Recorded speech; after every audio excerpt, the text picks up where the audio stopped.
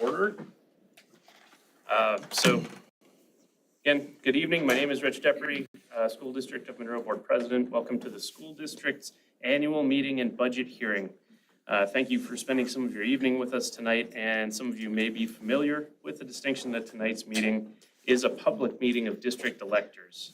That's everybody in this room that is over the age of 18, a U.S. citizen, and resided in the school district for the last 28 consecutive days and has not been convicted of a felony. Tonight, this body of electors is entrusted with powers defined in Wisconsin Statute 120.10, and district electors should exercise these special powers with contemplation and care, as the actions this body takes tonight can have impact on the operations of the school district and the welfare of the community that it serves. Many of you, it may be your first annual meeting, or even your first meeting governed by parliamentary procedures. So I'm going to go over a few rules of the road for those unfamiliar with a meeting of this type.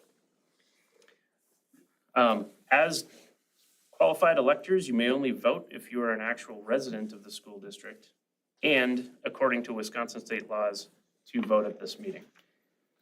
In order to be a qualified elector, I covered that a little bit in the beginning, again, over 18 years of age, U.S. citizen, resided in the district for the last 28 consecutive days and not convicted of a felony. I'd like to introduce down in the end, Bill Fahey. He is legal counsel for the school board and will act as our parliamentarian for the evening. He'll advise the chair on the proper parliamentary procedures defined by Robert's Rules of Order and Policy to ensure that the meeting is conducted per policy and within the special powers granted to the electors by state statute. For the annual meeting to be conducted, individuals must be afforded the opportunity to be heard, so I'd ask to please not interrupt individuals while they are speaking or respond to their comments and questions, applause or jeering. We want to support everybody who's here to speak this evening if they choose to, and in order to do that, we have to provide them with our attention and hear what they're saying. If you do choose to rise to speak, please speak clearly so everyone can hear you. Begin with your full name and address so it can be captured for the minutes. And if you do rise, we ask that you limit yourself to 2 minutes per person per topic, so all those wishing to speak may do so. No person may speak for a second time on a topic until all others wishing to speak have spoken, and no person may speak more than twice on a topic. We also ask that you keep your debate and questions relevant to the topic being discussed. Next, we're going to have a district update from Superintendent Figueroa. So thank you, everybody, for coming out. It's maybe a little more difficult when the weather is this nice this time of year, but we appreciate you taking the time to do this. So the board maintains their focus on the district's mission and values to prepare each student for the future by developing academic, life, and employability skills. To this end, we're going to continue to foster partnerships with family and community to ensure student success. In support of the district's mission, I'm going to share the following. Abraham Lincoln Elementary School was recognized in early October as a 2024 National Blue Ribbon School based on the previous 3 years of growth and achievement work being done in their building. Abe was notified of this possibility early last spring and awarded in October. They're one of 8 schools in Wisconsin and one of 356 in the country recognized and awarded. They have consistently demonstrated a high level of educational interaction and are recognized with one of the highest awards in the country. The same best practices used at Abe are used throughout the district. Parkside and Northside Elementary Schools both demonstrate growth each year, putting them among the highest regarded elementary schools in our area and state. The work being accomplished is reflective of the strong building principles and staff leadership. Our middle school has embraced some impactful changes with the introduction of math and reading interventionists and established intervention systems for our middle level students. Last year, more students received individual and small group intervention than previous years, approximately 140 more students. They're providing more learning opportunities for more students to reach farther sooner. The high school has greatly increased their work-based learning opportunities and grown the Launch program through the community partnerships, of which we have many. Launch works directly with Black Hawk Technical College and area employers to connect with the world of work by doing projects with and for our partners. The Launch strands include business analytics, media solutions, behavioral health, healthcare solutions, and skilled building trades. Skilled Building Trades is currently constructing a new home on one of 2 lots donated by the city of Monroe. Funding for projects of this magnitude was accomplished through a donation from SSM Healthcare of a home to the Greene County Development Corporation before the 23-24 school year. Skilled Building Trades partnered with GCDC to complete the full remodel. The home was sold and the money was used to seed the project. Last year, Olivia Oddie, GCDC Executive Director, and Kara Carper, School District of Monroe Work-Based Learning Coordinator, wrote for a grant from the State Department of Administration for the express purpose of increasing work-based learning opportunities for our students and county communities. They were recently notified of a $2 million grant is going to be awarded. More information is going to be coming about how the grant is going to be used and incorporated in our new career and technical education wing that we're constructing on the new high school campus. A 71-acre site for construction of the new high school campus and sale of the current high school campus was completed. The district worked with the city of Monroe, town of Monroe, and area landowners to address existing and future traffic, utility, and sanitation planning, which supports future growth beyond the school campus. We broke ground May 14th, 2024, and the project has been running on schedule and on budget. The building will open for students in fall of 2026. Abraham Lincoln completed a full mechanical and interior update before the start of this school year. All three elementary schools have had recent facility updates to their mechanical interior systems to provide optimal learning and working environments. The district has several best practices, educational programs, and systems solidly in place, which require dedicated and committed staff. This includes relational teaching, letters training for literacy, elementary and secondary math program audits and adjustments, continued growth of practices within the state content standards, grading practices which reflect student learning, growth of real-world work-based student learning opportunities with our local businesses, and increased depth of practice in professional learning communities. There are many other areas we could celebrate, like the number of local scholarships offered to and earned each year by our seniors, broad social issue thinking by our students who created and hosted the first ever mental health summit, professional relationships different companies have with our staff and students, and the many donations received from those companies to help train our students for the future. Monroe is a great place to live, work, and raise a family. Our elementary schools are knocking it out of the park. The middle school is making notable and significant academic progress, and the high school is on track to continue their upward trajectory in preparing our children for life beyond high school. When we say our best for their best, we mean it. Thank you for allowing me to share some of the work and results the Board of Education has inspired. Thank you, Mr. Figueroa. All right, next item on the agenda is to elect a chair to run the remainder of the meeting. The chair is required to ensure that the meeting is run in accordance with Robert's Rule of Order. To ensure the results of the meeting are not in doubt, individuals who are nominated will be asked if they accept the nomination. They can accept or decline the nomination. Nominations for chair do not require a second, but a second is in order if desired, and the chair can be any qualified elector here tonight. However, I would ask that if you're not familiar with running a meeting by Robert's Rules of Order, you carefully consider accepting the nomination. I will call for nominations 3 times, after which the nominations will close without the need for a motion and vote on closing nominations, although one is in order if desired. If only one person is nominated, that person will become the chair by unanimous consent without the need for a vote. If there are multiple nominations, we will vote until one nominee receives at least half of the votes, and Mr. Fahey is here to assist the chair throughout the process. So I would call for nominations for chairperson for the 24 annual meeting. I make a motion that Rich Depre serve as chair. Second. Got a motion by Mr. Waskey to nominate myself as chair. Who is my second? Thank you. Stacy Kavanaugh has a second. Are there any other nominations? Are there any other nominations? Any other nominations? Okay. By unanimous consent, I will continue to chair the meeting. Thank you. Next item on the agenda is the approval of the agenda for October 21st, 2024. I'd entertain a motion. So moved. Got a motion by Terry. Seconded. And a second by Mr. Kavanaugh. By voice vote, all those in favor signify by saying aye. Aye. All those opposed, nay. Motion carries. The next item is the reading of the minutes from October 16, 2023 by Board Clerk Nikki Matley. I would entertain a motion to approve waiving the reading of the October 16, 2023 annual meeting minutes. Seconded. So moved. So moved. We got a motion by Mr. Kavanaugh and a second by Joe Monroe.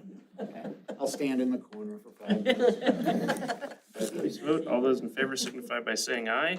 Aye. All those opposed, nay. Motion carries. All right, next item on the agenda is the 2024 through 2025 budget hearing. Over to you, Ron. Thanks, everyone, for coming out. Hear a little bit about the complex and sometimes confusing world of school finance. And so I'm going to go through some of the items in the booklet. Basically, I'll be concentrating on pages 5 through 12. There's much more details on page 13 through 38. I won't get into all those details, but if you have questions, you can always set up a meeting to come see me or give me a call and we can go through that. The information in your booklet has to be put into the newspaper. And so actually we approved this budget that's presented at the annual meeting in late September with the most current information we have at that time. It's then put into the paper so the community can see it. And we actually get some final state budget information as late as October 15th. So at the very end of this presentation, there will be a couple of slides that will show some of the things that changed in the last week or two that the board will actually do their final budget approval on next week. It's not going to change much. There will be some additional state aid, so that means a reduction in the taxes from what we see in the book. So that's good news in that sense. I'll try. I apologize. I'm not, for those of you who like colors and animations, my old eyes like black on white when I'm looking at numbers. So it's going to be very plain. And I'm going to try and coordinate where I am in my book with you, as well as the presentation and what I'm looking at in front of me. So if I get out of sorts, just yell at me and we'll figure it out together. Make sure we're going to go. Oops. It was going. Try it again. Did you unplug it, Sandra, it's still in there?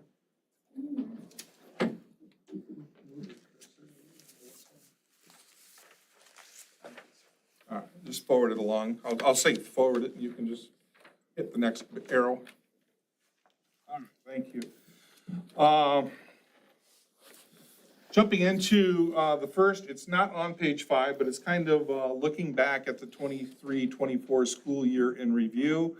How did we do last year's budgeted compared to actuals? And you don't have the actual budgets in there from last year, but you do have last year's audited final actual numbers in there. Last year, we had revenues built at $31,463,000. We came in really close. Actual revenues came in at $31,646,000. So we had revenues in excess of budget of $183,000. So 0.58% over budget. And we usually try and bring revenues in anywhere from 1 to 2 over. So at 0.58, we were really close last year. Moving on to the next slide. Budget for expenditures. How did we look last year compared to our actual? Our budgeted expenditures were $32,835,000. The actual expenditures came in at $32,721,000, so really close. $114,000 under, which is 0.35% under. I will say, those of you who've come to a couple of these meetings, we typically try between the bringing the revenues in a little over and the expenditures a little under to kind of hit that $600,000 to $800,000 range. So we didn't really get that last year, but it is something that we typically try and target. And for the most part, over the last 15 years, something that we do more often than not. We always make sure that we're coming in the black compared to where we're budgeted. And we did that again last year, but we didn't to quite the level or degree that we often have. Next slide, looking at our fund balance. Again, last year we had a starting balance of nearly $8.8 million. By having that fund balance, it helps us avoid some short-term cash flow borrowing. We had a budgeted deficit of 1.37 million. Again, hoping that we would bring it in less than that. If we used all of it, it would be 7.4 million. As you can see, the actual deficit was 1,074,000. So we had an actual ending fund balance last year of 7.7. So when we look at this year's budgeted deficit, again, history would tell us we're certainly going to do better than what is budgeted for the deficit, and hopefully we'll do even better than we did last year. Moving to the next slide, we're now starting to look at last year's actual information compared to this budget. And that's kind of some of the information you see on page 5, the revenues and expenditures and the budget at a glance, big picture for Fund 10. Revenues show an increase in our budget for this year compared to last year's actual of 2.29%. Expenditures show an increase on this year's budget compared to last year's actual of 2.17%. So in a time when inflation is growing much greater, we would like to have seen our revenues grow more in line with what inflation is. But the good news is we were able to contain our expenditures to less than that. Now, we did have to make a number of budget reductions this current year to make that happen. But we were trying to make sure that we were able to keep the referendum question as low as possible, and we kept it at the amount that it's been for the last 8 years. The levy increase in the booklet for all levies, Fund 10, the debt service levy, and Fund 80 for the public library, shows a 0.23% increase, $35,000. As I said, when we get to the last slide, with the updated information, we'll actually be seeing a reduction because our state aid is going up even more. The levy rate, because of the valuation increase, will actually show a 35-cent or 4.09% decrease. Moving on to the next slide. One thing we're going to do, and this is very much the same information, is when we approve the levy later today, is we have to look at it with both a past referendum and a failed referendum. So the last slide was with a past operating referendum. The only thing that really changes is the revenue. So if the revenue would, or if the operating referendum would fail, our revenues would actually decrease by 2.45%, a $776,000 reduction compared to a $723,000 increase if it passes. And so the expenditures don't change. What that means is our levy would decrease by nearly 1.5 million, 1,464,000. Our levy rate would drop 13.36%. And we would be leaning on our operating deficit on our fund balance much more. So if we move to our next slide, you'll see that budgeted deficit of 1,061,000 with a past grows by that 1.5 million to 2.561 million if the referendum fails. So we would use up a lot of that fund balance. Now, we have the fund balance that we can't afford to lean on that for a year, but the reality is we would quickly thereafter have to look at making some serious budget reductions and or looking at other ways to address this unless state funding changes drastically, which I would not predict or expect. Few of the major factors that went into building this year's budget. There was a $325 increase to the revenue limit, both for 23-24 and for 24-25. You may have heard about that being a historic increase on a dollar amount. It was. The unfortunate part was it still wasn't keeping up with what the cost of inflation increases are. There was no increase to the per pupil aid in 23-24 or 24-25. And then going back to the last biennium, there was a $0 increase to the revenue limit and per pupil aid in 2021-22 and 2022-23. And that's a significant reason to why you're seeing the number of referendums across the state for operating schools. There was federal dollars available to deal with the COVID relief. And so the intent of those dollars initially was we're going to put dollars into schools to help catch those students up for the education that they missed when they were out during the COVID pandemic. In Wisconsin, the legislators decided that we were going to use those federal dollars to just backfill our state budget, and that there would be no increases to schools. And, then we would, because there was uncertainty as to what, revenues would look like at the state level. Well, the revenues at the state level actually came in more than they anticipated. And again, they did give us a historic increase, but still less than inflation currently. The problem is, if you would have had a $300 increase in 2021-22 and a $300 in 2022-23, you would have $600 more of base that your school districts were operating on. You look at us with over 2,200 students, that's $1.3 million.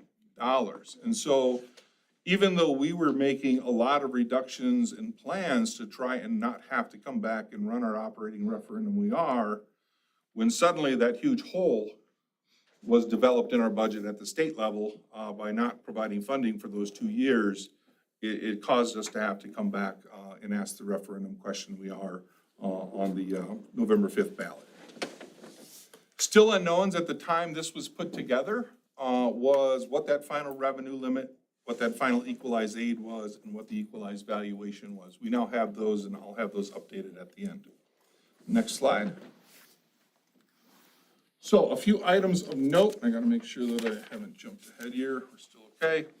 Our new revenue limit, dollars available at the time of this was $790,300. We also had a transfer of service. So what that says is we had students move into the district who had exceptional needs. We need to provide services for those exceptional needs. And so we get an exception to the revenue limit to be able to provide that service to those new students. At the same time, the last of those federal dollars went away. That was $355,000. So the new available revenue for the district from those big chunks that, we also get interest in small items, but for those big chunks that really moved the budget was $575,300. Now, should the referendum fail in that 1.5 million a year that we've had in place for the last 8 years, if that would then go away, we would actually see the new available revenues for the district going backwards over $900,000. Moving on to the next slide. Already covered the booklet a little bit. So if you look at page, let me make sure I get here. This is actually the page 5 and 7. We've covered much of this, but if we look a little bit at the side-by-sides of the audit, you can see last year we had the $31.6 million of revenues in the middle. It's now 32.36, so that 2.29% increase in revenues, $723,000. That's with a past referendum if that 1.5 million would remain. When you look at the bottom of that page, we'll talk more about the levy later, but you can see 1.42% from Fund 10. Again, I told you about that $140,000 of transfer of service. That's really what is causing the increase. You see the increase is $121,914. Debt service levy is actually reducing $116,000, and the cost of the public library is going up $30,000. So a grand total of 0.23% with a past referendum. Looking at page 7 in your booklet, the only thing that changes is in that middle section. Suddenly those revenues from local sources, meaning the levy predominantly, and fees and other things like that, interest that come from local, suddenly shows a negative 1.38 million. So the total negative for revenues is 776,000. And again, that deficit at the top, you can see now grows from, the 1,061,000 on page 5 up to 2,561,000 on page 7. So that'd be a significant use of our fund balance if we have to lean on that. I'm going to jump now into the other big picture funds. I'm going to move ahead a slide. Oops, I think you're another slide. I'm sorry, I moved ahead on you. These you will see actually on pages 12 will be most of these other funds that we're gonna look at. And I might reference you to another page here in a little bit, but for Fund 20 is composed of two areas. So Fund 21 is gifts and activity accounts. And so these are really things that aren't for the operating of the district. Activity accounts are, individual classes who go out and have fundraisers, individual sports who go out and have fundraisers. It's their dollars, they get to use them how they want to. They used to be accounted for in Fund 60, but they've now moved them into Fund 21 where we also do our gifts. So any fund balance that you see there is actually the money for those individual accounts and gifts, and not really at the full discretion of the board. The majority, though, of the actual operating cost and revenues for Fund 20 come from Fund 27, which is the Special Education Fund. And so I'll also have you look at page 29 in a little bit, or if you actually want to move there now, we can talk about that. So the total funds revenues for Fund 20, with all those accounts included, is $7.963 million. And it doesn't have to balance with those activity amounts, could change, but for Fund 27, it has to balance. And so if we look at Fund 20, or page 29, which talks about Fund 27 in a little more detail, I can highlight a few questions that we sometimes have come up. You can see the first line under the revenues says interfund transfers of $3.987 million. So when people ask, what is the cost of special education services locally? What they've done is they've looked at all the expenditures that are there of $7.36 million. They looked at the sources of revenues from either other districts or the state government or the federal government, and said the net remainder, that $3,987,000, is a transfer from Fund 10 over to Fund 27 to make it equal, which means that's the local share of cost for special education. When you hear at the state level talk about the reimbursement rate for special education, that gets into that line that says revenue from state sources, where you see next year we have budgeted $2.28 million. So going back, when you have a lot of history, I can remember when I started my career, special education was the original 2/3 funded program. The state was going to pick up 2/3 of the cost of special education. You add that to the federal dollars that we would get, and the hope was that for the most part, the cost of special education would be covered. To be honest, in 1993, when I started my career, we were only getting 47%, so we were well short then. The state reimbursement for special education costs eroded down to as low as 23%. It's now bounced up to a little better than 30%. So that's what you're seeing there with $2.28 million. So when they talk about what happens if, special education reimbursement would go up to 45%, or what happens if special education reimbursement would go up to 60%. If you look at that $2.28 million, I'll do some easy math. If I went from 30 to 45, that would be an additional $1.14 million of revenue for the school district of Monroe to help cover the cost of special education services we have, which then frees up dollars in Fund 10 so that either we don't have to cut as many things, or it can help, offset a future referendum question. If it would jump to 60%, that number would double, and that 2.28 million would become roughly double. I'm going to say one caveat on that. The allocation hasn't historically been some certain. So I talked about how when I started in 93, the goal was 63% of money for special education. It wasn't some certain. They only allocated enough to pay 47%. So when they start talking about potentially giving more funding to education aid, which would be a wonderful thing in our state, we need to make sure it's also going to be some certain, so that whatever percentage the state says they're going to give to school districts, they do. And it certainly will help cover many of the operating costs and questions that we're having out there in Wisconsin, if we would actually fund special education a little better. On a related but not the same note. They did at the state level last year decide that they were going to fund private school voucher special education at 90%. So public schools are 30%, private vouchers are at 90%. So we're working to try and close or address that inequity. Looking at Fund 38 and 39, so if you forward, please, John, thank you. This is debt service, and so the majority of our debt service currently, or actually all of our debt service, is currently the high school. Much like your home mortgages, early on, more of your costs will go toward interest, and then as you get later into the debt, more and more goes toward principal. So you can see at the end of 24-25, we're anticipating that our indebtedness would be down to 83.3 million roughly at the end of the school year. The actual cost is 5.673 million, and you can see the fund balance at the top shows a slight decrease, and that's because the fall payment is always interest only.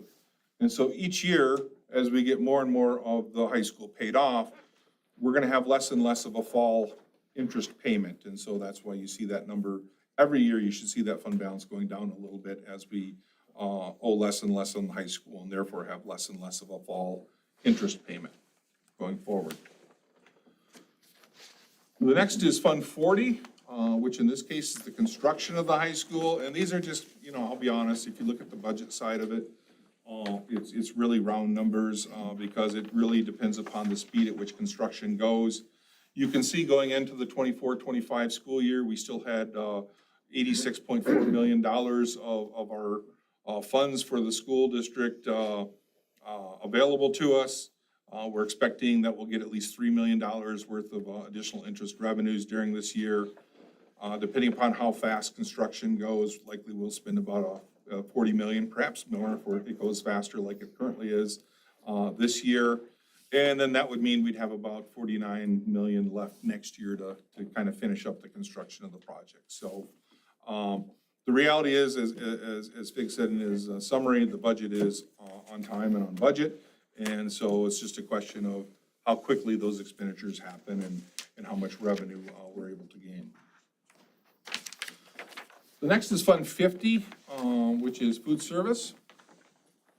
And the good news here is there's a lot of districts who run traditionally significantly in the red. And so they're having to take money from their Fund 10, their general fund balance, to help cover the cost of their food service operations.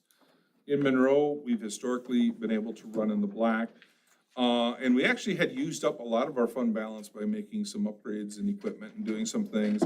And then when the universal free program came during COVID, where all students got free lunches, we performed very well during that and built up our fund balance significantly, which wasn't the intent, but the program really worked. Not only did it make sure that all kids were being fed for free, but from our district perspective, financially, it made a lot of sense for us.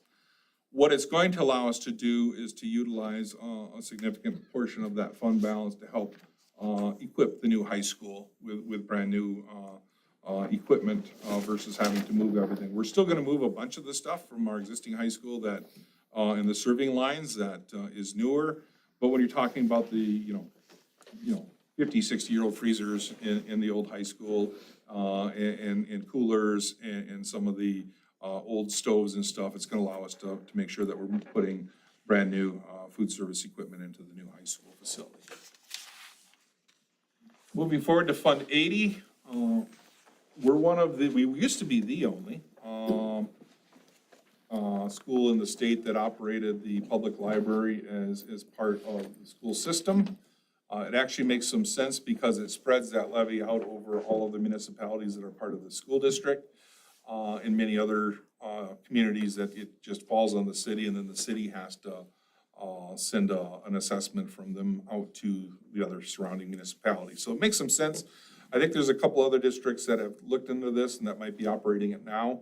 The one other thing that is part of this Fund 80 for us is we do have a small portion that goes into covering our school resource officer. So those are The vast majority of that is the public library. There's about $80,000 that covers costs related with their school resource officer in there as well.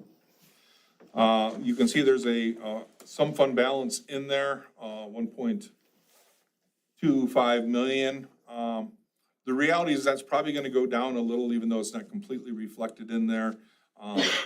What I don't get to see as I build my budget is the final cost related to the remodeling at the library, which they're using some of their gift funds for. And so I know they're wrapping that up, so they're gonna use some of those gift dollars, which are part of that 1.25 million, to finish off the cost of some of the remodeling in the public library.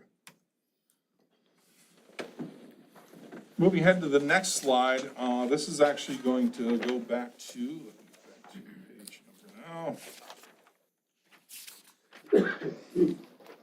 This would be page 6 and then page 8. So we're first looking at what's our tax apportionment look like with a past referendum. And so the top half of that sheet in your booklet that you're seeing on the screen right now is, at the time this was built, we were assuming a 4.5% equalized valuation growth. The other thing that this assumes, which is a bit confusing, is at the time we did this, we didn't know what it was by individual municipalities, so we were just saying every municipality is going to grow the same. The reality when we get to our final equalized valuation growth for this year is the cost of business and housing, actually percentages were a little less across the entire school district. And some of the agriculture use valuations showed some increase. And so when it gets reapportioned at the very end, when the board approves it next week, the city of Monroe and like the village of Browntown, where they don't have agricultural land, will actually grow at less than 4%. And meanwhile, some of those municipalities that have much more agricultural use will grow at more than the 4.5%. And the final equalized valuation growth was actually closer to 5.5, which we'll talk about at the end. The bottom half of that page is really where we've talked about a little bit already, but gets to where do those numbers come from? Again, general fund levy, a 1.42% increase driven predominantly by the additional levy we can have from that transfer of service. The debt service levy showing that reduction, the small increase for the community service fund, for that total levy growth of 0.23%. When you apply a 4.5% property valuation, it actually shows the mill rate decreasing. Again, we know that, with valuations increasing readily, that kind of distorts some things, so we'll concentrate kind of on the levy side of it. On page 8, and on the next slide, you'll see what happens if the referendum fails. Again, that total levy becomes 1.5 million less, so instead of 15.5 million, it's now 14 million. And if we go to the bottom half of that page on the next slide, you can see that general fund levy showing a reduction of over 16%. So a pretty significant reduction if that operating referendum does not pass. Again, the debt service levy shows a reduction, and the community service a small increase. Total levy reduction of 9.5%. Mill rate showing a reduction of about 13%. So with our operating referendum, as we've said, the 1.5 million would stay the same as it's been the past 8 years. So with it passing, it would really be business as usual as we've seen, in recent years. If it goes, we're looking at having to make some significant reductions, not only in our budget, but also it would be significant reductions in the tax levy. Next slide looks at time over history, and that is on page 9 in your booklet. And so it's just kind of going back over time, what has that levy changed? And so you can see for a number of years, we were actually, went about, I look at 21, 22, we had gone basically 10 years without the levy having hardly changed at all. And then obviously when the new high school came on, there was the new high school impact that was there. Meanwhile, the mill rate has continually dropped over the years, and that's really being exacerbated these last 4 or 5 years of what valuation growth has been. Looking at our Fund 10 revenue as to where it comes from, that's on page 16 of your booklet. So 65% of our funding comes from state sources, if we pass our referendum. That's a higher percentage than most districts would see. 2/3 funding went away a long time ago. In the case of Monroe, as well as much of southwestern and south central Wisconsin, most of our districts around us are aided a little better than the state average. And so many of us are aided at closer to that 65%. Taxes would be the lion's share of the remainder at 27%. And, you know, when you start talking about where the other dollars come from, there's not a lot from the federal or from the, you know, other local sources, meaning fees and things of that nature. You're talking 2% each, and then tuition is kind of the net of open enrollment ins and open enrollment outs going into revenue and expenditure. So the lion's share of all funds come from either state sources or from local taxes, which is why the revenue limit really is capping those two items. Should the referendum fail, the pie, you know, the pie just gets smaller. And so the only number that really changes is the taxes go down, and it then means some of the percentages and the others get bigger because the part that taxes is picking up is getting less. And so in that case, taxes would still be 23% of our budget.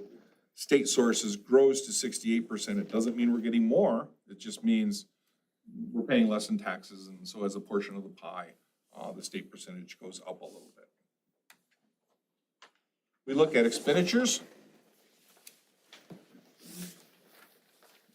I would say that going back to when I started my career in the 90s, probably 50 to 60% of school funding resources went toward salary and fringe.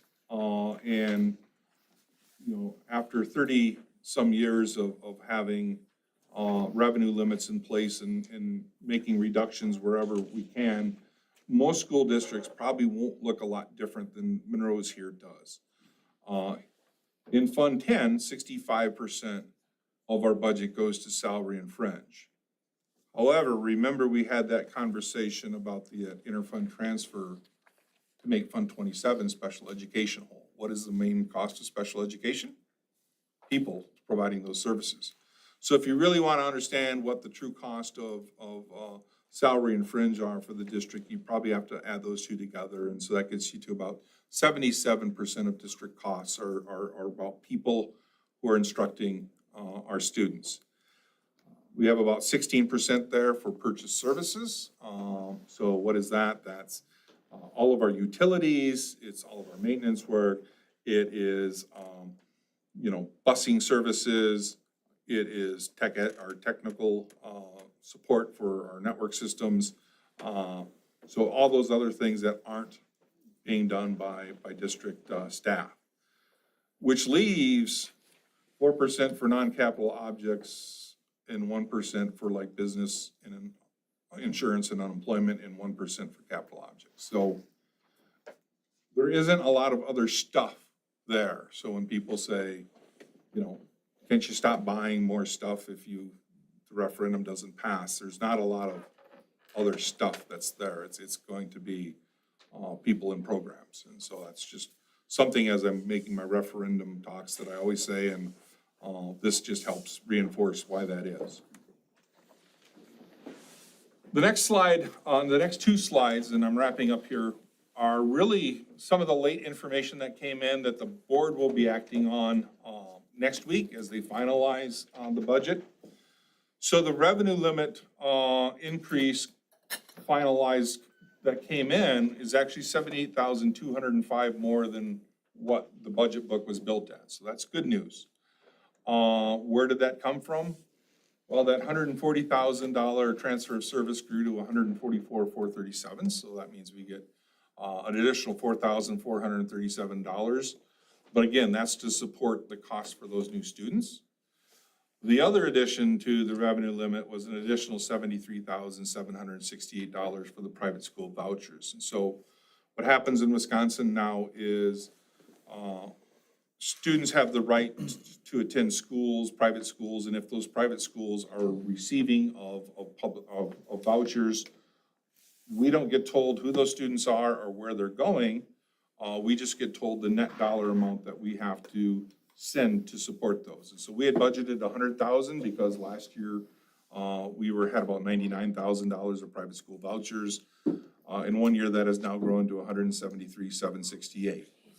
So we got another $73,768 of revenue limit, which means that's $73,768 more that got put on our levy, but those dollars aren't supporting Monroe School District students. They're being sent off to private school voucher programs. St. Victor's in Monroe is not part of the private school voucher program, so it's not going locally to them. It's going elsewhere in the state, and to be honest, I can't tell you where because I don't know where the students are, where they're going. We just get told the net dollar amount. The good news, in the middle of the page, I guess I'll jump to the bottom, then I'll come back middle. If you jump down to the bottom, so, you know, we got $78,205 more of revenue limit, but really it all has purposes that it's being spent for, so it wasn't a lot of help. Our per pupil aid revenue that got finalized with our enrollment went down 11,872, so actually we lost a little ground. But the good news is in the middle of the page. So, when they first came out with our state aid estimate in July, they were estimating that we were gonna get $19.2 million in state aid, which would have been a significant increase over last year. Part of that is due to we're getting state money back now on our debt service payments for the new high school. Part of it is just they put some additional monies into the state aid formula. Last year, we did not see, and most years we don't see what that July estimate is. So I budgeted at 18.7 million, being conservative, hoping it would come in better. The final estimate came in about right between me and the state at 18.951 million. So we're gonna have an additional $251,000 of general equalization aid compared to the estimate that was built into the budget in the book, which means our Fund 10 levy will go down $205,345 from all the numbers that we've been talking about. We also get a little more in additional computer aid. And so on the next slide, I need to finalize all the numbers this week. So I apologize if any of these change slightly, but these should be pretty much where we're going to be looking at the board next year. That final property valuation of 1.88 million was actually a 5.6% increase. We've been looking at a 4.5. That levy with the past referendum will actually go down by 1.1% instead of going up by 0.23%. The levy rate with the past referendum would actually go all the way down to $8.13, so that's a further reduction. And then if it fails, again, $1.5 million less in levy, so it'd be 13.8 million, an even bigger decrease down to 10.79, and the levy rate falling down to 7.33. So that's what the board will see next week. What we will do when we go through the resolutions, though, is we'll actually approve, hopefully, the levy amounts that were presented in the book, because that's what the community had a chance to see. And then the board will make those final adjustments at the subsequent board meeting. Any questions? Thank you, Ron. Questions from the electors to Ron on the 24-25 budget? Okay. So, as was mentioned, we've got two items on the agenda next. The electors are going to consider authorization of the tax levy should the referendum fail first, and should the referendum pass. There is a sample resolution in there for consideration. As you make your motions, please state your name for the record. And with that, I would entertain the following resolution.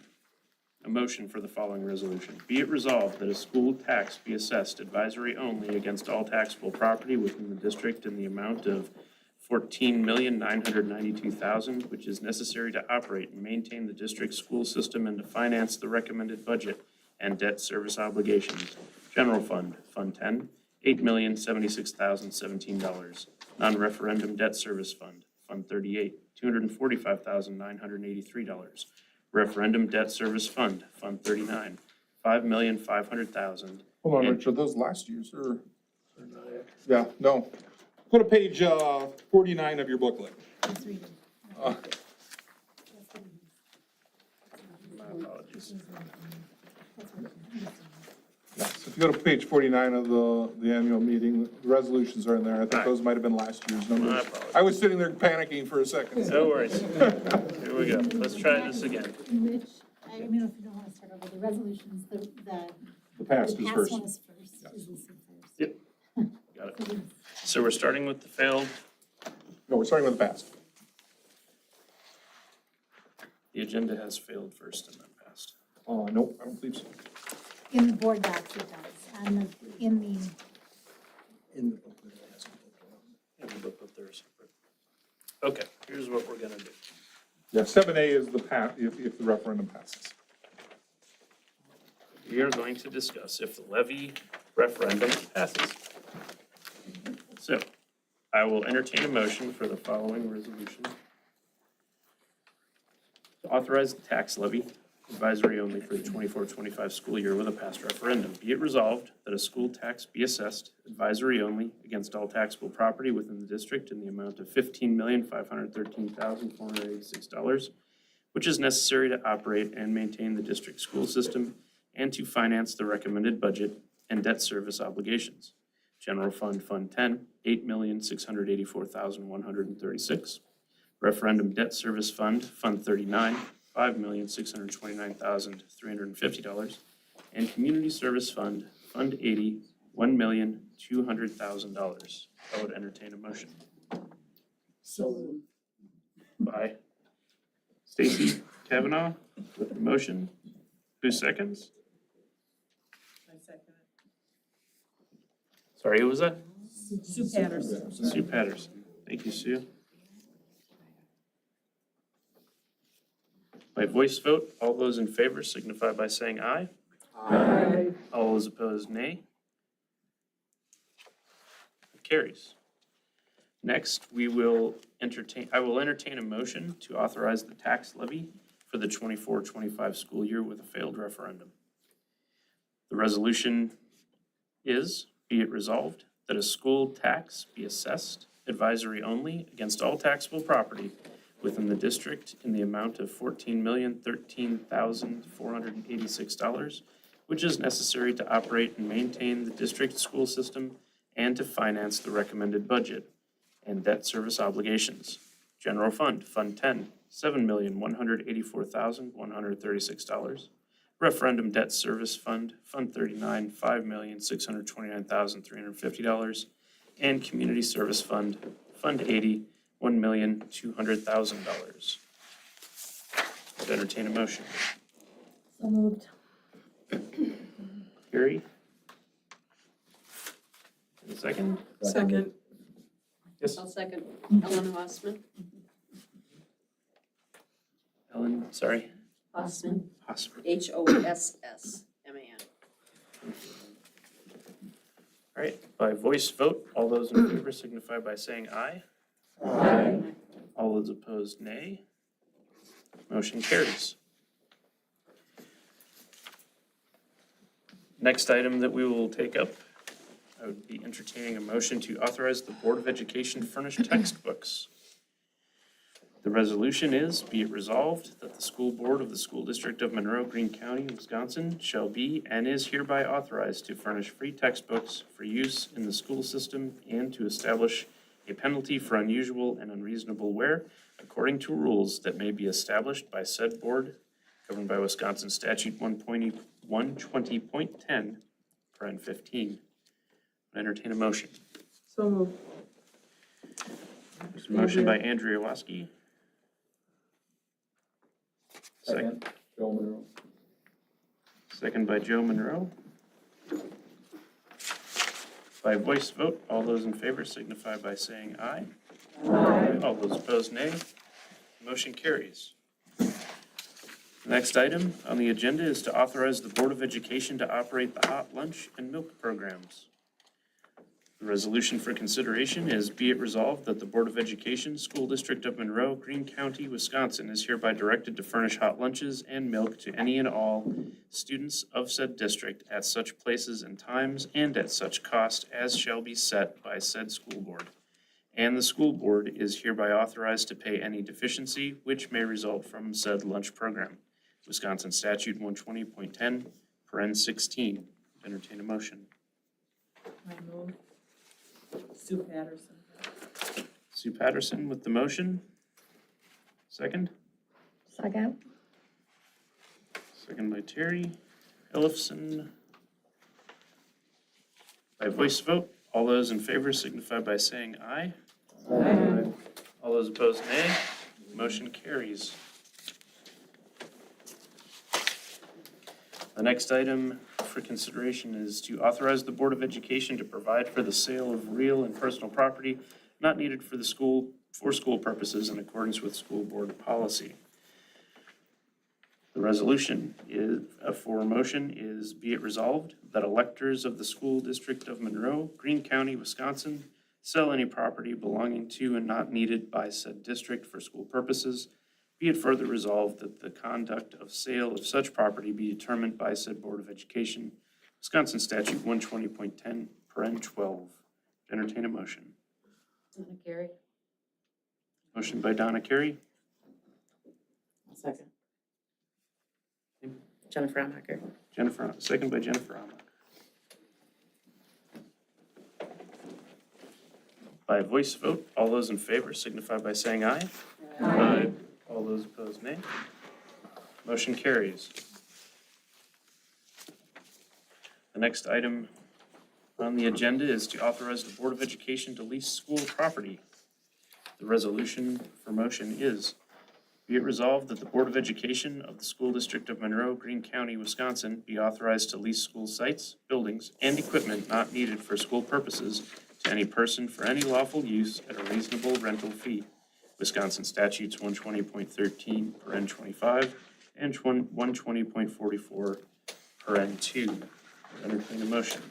So moved, Rick Waski. Motion by Rick Waski, Second, Ellen Hossman. second by Ellen Hossman. By voice vote, all those in favor signify by saying aye. Aye. All those opposed, nay. Motion carries. Next on the agenda is to authorize the Board of Education to purchase, operate, and maintain transportation vehicles or to finance contracts for the use and services of transportation vehicles. The resolution for consideration is, be it resolved that the school board of the School District of Monroe, Greene County, Wisconsin, be authorized to provide transportation service at district expense to pupils based upon the district's transportation policies and hazardous transportation plan.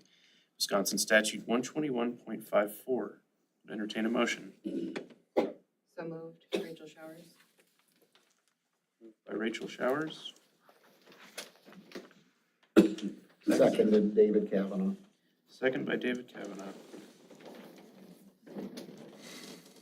By voice vote, all those in favor signify by saying aye. Aye. All those opposed, nay. Motion carries. Next item is to authorize the Board of Education to direct and provide for the prosecution or defense of any action or proceedings in which the school district is interested. The resolution for consideration is, be it resolved that the Board of Education of the School District of Monroe, Greene County, Wisconsin, is directed to provide for the prosecution or defense of any action or proceeding in which the district is interested for the remainder of the 23-24 school year, Wisconsin 24-25 school year. Wisconsin Statute 120.10, paren 14. Entertain the motion. So moved. She can have it. So moved, Jennifer Hendrickson. Would you like the second? Sure. Seconded by Terry Ellefson. By voice vote, all those in favor signify by saying aye. Aye. All those opposed, nay.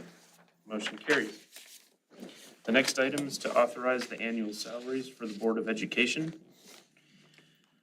It is the practice of the School District of Monroe that no salaries are authorized for school board members.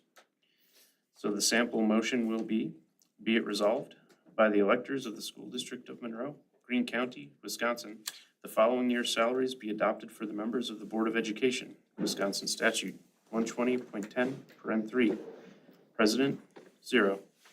Clerk, 0.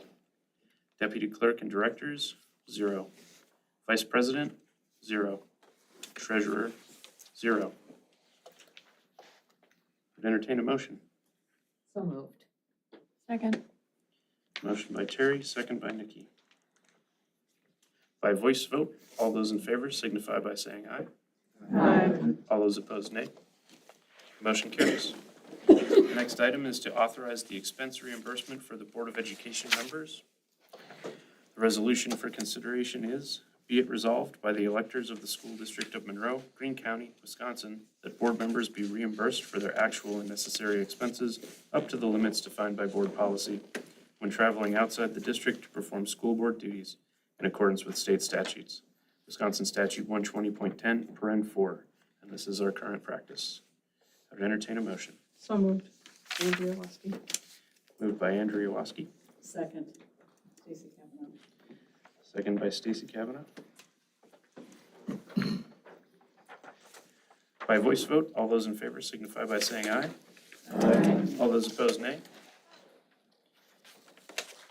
Next item on the agenda is to establish a date and time for the 2025 annual meeting.